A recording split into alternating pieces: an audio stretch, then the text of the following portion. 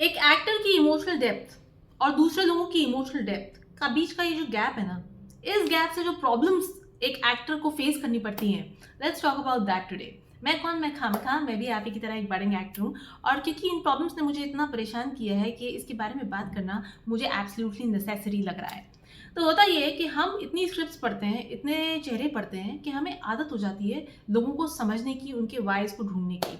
और जैसे एक डॉक्टर सामने में अपने पेशेंट को बैठा हुआ देखता है तो उसमें सिम्टम्स देखना शुरू कर देता है जब वो पढ़ना शुरू करता है, तो वैसे ही एक एक्टर भी सामने वाले लोगों को समझना शुरू कर देता है।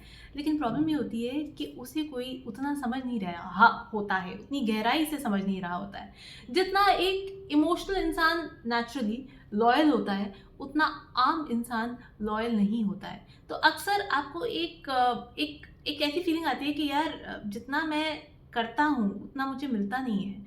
बट हो ये रहा है कि जब सामने वाले की कैपेसिटी ही उतनी है, आपकी कैपेसिटी तक वो पहुँच ही नहीं सकता, तो फिर ये तो वो बुद्धिज़्म में एक चीज़ है ना कि desire of something which is unattainable can will only lead to frustration, anxiety, depression. तो इस डिज़ायर को तो छोड़ना पड़ेगा। और वो छोड़ना कैसे पड़ेगा?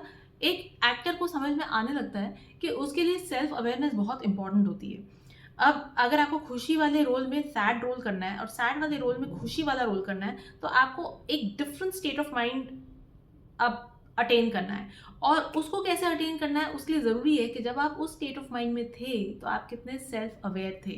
और जब आप सेल्फ अवेयर होना शुरू करते हैं, तो होता ये है कि अगर मैं रो रही हूँ और मैं अपना रोना देख रही हूँ, तो 2 मिनट के लिए सिर्फ देखने मात्र से मेरा रोना भाग जाता है।